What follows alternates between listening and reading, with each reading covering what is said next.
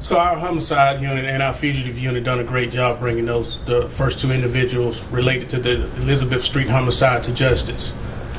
I wanted to point out how important it is for the media and the public, the part they play in some of our successes. And the homicide of Mr. Thomas Arnold is one of them. Without you guys' help, we wouldn't be in the space that we're in right now. With that said, Lieutenant Woolfolk is going to come forward and brief you on 3 other cases we're asking the public for their assistance in.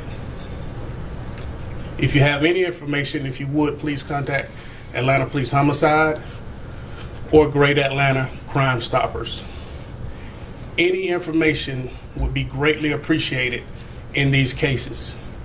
The Atlanta Police Department wants to thank you, and I know the victims' loved ones would really like to see closure in their cases as well. At this time, I'm going to turn it over to Lieutenant Woolfolk. All right, thank you. Ralph Woolfolk, Homicide Unit. So as Chief and Major indicated, as we push forward here at the end of the first quarter, just from a management perspective, we have looked back across all of the homicides having taken place up into this date. As we push into the second quarter, we are committed to continuing to work in a relentless effort to solve these cases and bring these individuals to justice, as in the case with the Beltline incident and many other homicides that have happened year to date thus far. So part of that is prioritization as to the solvability rates after meeting with our team. We're talking what items of evidentiary value, what cases that we can move forward with the public's help. And that's what we are here to do today at the end of the quarter, to put back forth 3 cases that we believe after our meeting have very high solvability.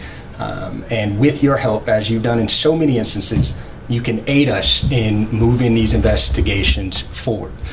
So the first case I would like to talk about goes back to January 15th on William H. Borders Drive. And every one of the media outlets has received a packet in reference to this. And I'll show you actually a better photograph here. Sees this one. But this individual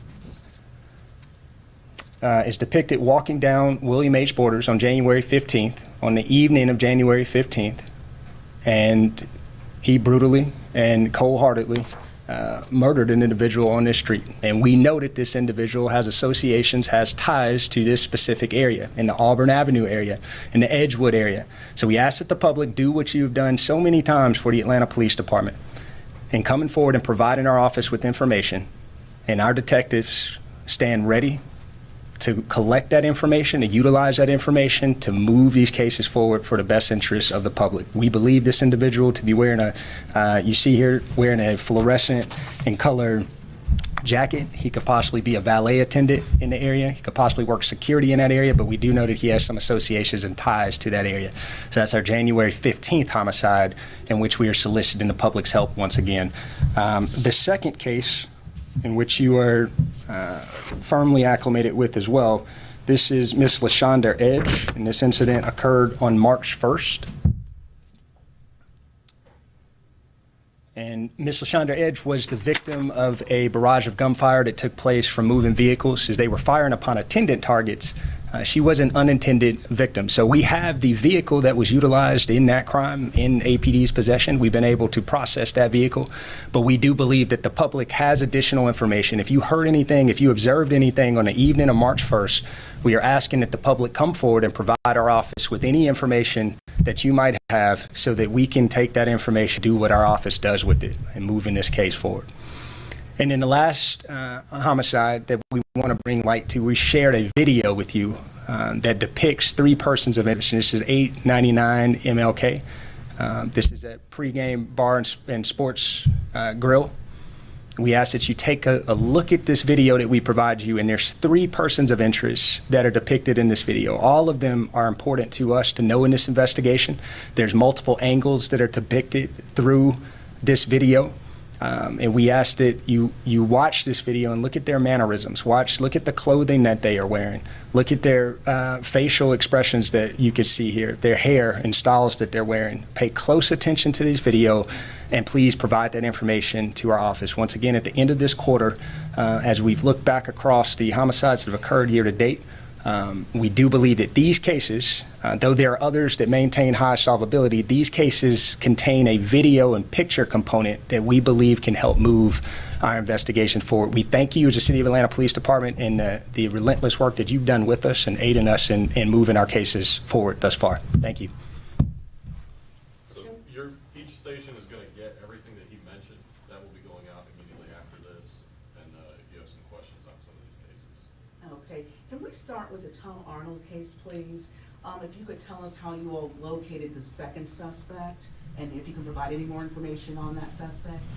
Obviously, our fugitive team is wonderful, and so they use anything and everything to their advantage. Obviously, I won't go into specifics on how they apprehend wanted individuals, but it's nothing that is off the table on how they capture individuals. So it's technology, it's surveillance, it's a lot of different things that they use to bring people back into custody.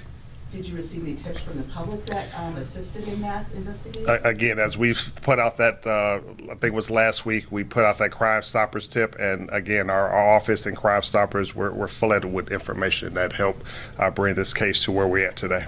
You are still looking, you said, for a third individual. It sounds like you possibly have identified them. Are you releasing their name at this time? Not at this time. They know who they are. Okay, and charges that the second individual faced, Demetrius Ross. What are the charges? Felony murder. Felony murder. Okay. Going back to case one, the victim in that case, did you name the victim, or are you all naming the victim in that case? The William H. Borders drive from January? Yeah, I believe it'll be in the packet of information that'll be disseminated to you. Okay. Any other questions? All right, we appreciate you all coming out. Thank you so All right, much. thank you. All right, now. Thank you.